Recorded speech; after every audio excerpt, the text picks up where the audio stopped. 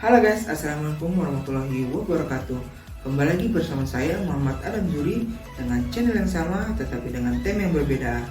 Oke, kali ini aku akan membawakan tema yang berbeda tentunya, yaitu tema snowball throwing. Teman-teman pasti pada kepo kan apa itu snowball throwing? Mau tahu kelanjutannya? Sebelum kita berlalu ke tema, jangan lupa like, comment, and subscribe. Oke, let's go.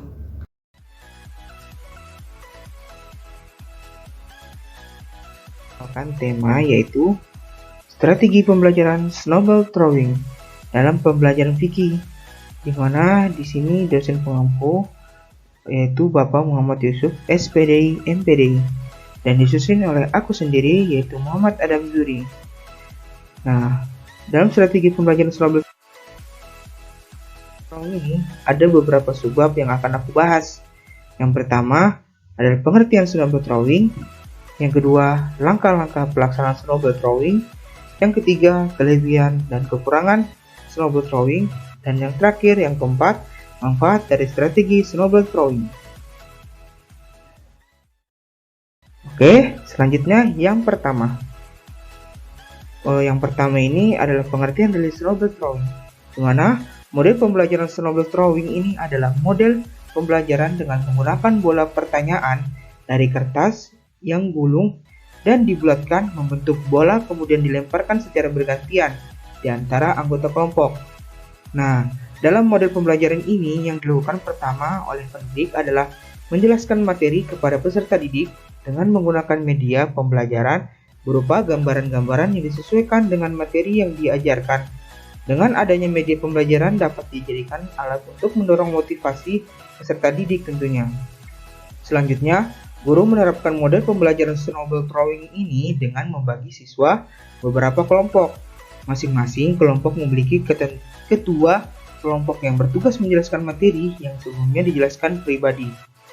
Nah, kepada anggota kelompoknya melalui diskusi, di sini akan berlangsung proses belajar yang divariasikan dengan bermain yang membuat peserta didik lebih termotivasi. Nah, selanjutnya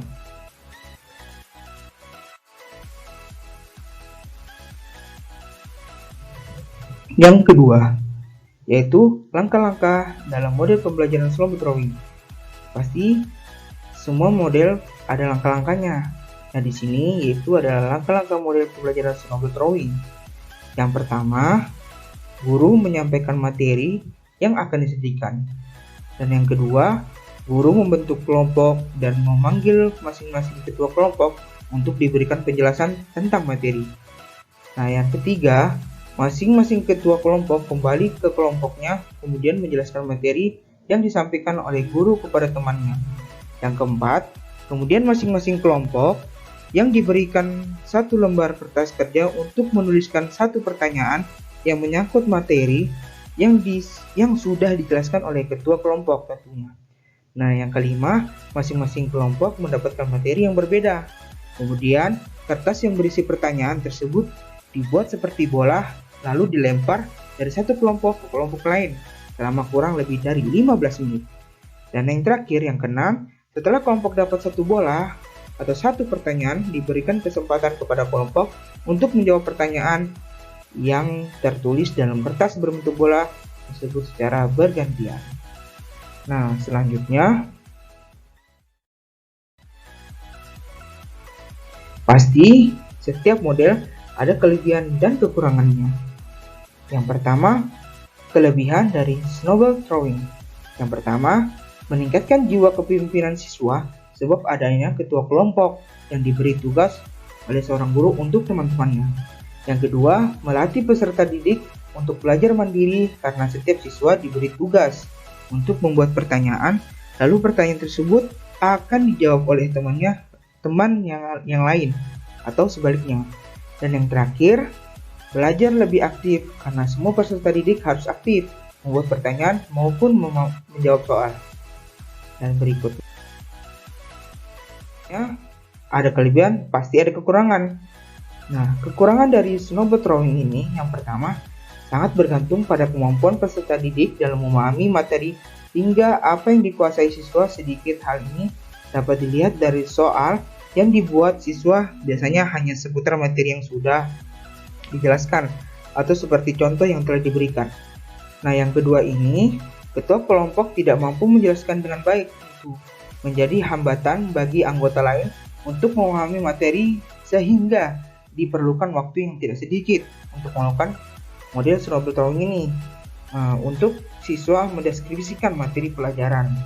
Dan yang ketiga, yang terakhir, tidak ada kuis individu maupun penghargaan kelompok sehingga siswa saat berkelompok kurang termotivasi tentunya untuk bekerja sama, tapi tidak menutupi kemungkinan bagi guru untuk menambahkan pemberian kuis individu dan penghargaan kelompok. Nah, dari sekian banyak penjelasan yang telah kupaparkan, pasti semua ada manfaatnya dong.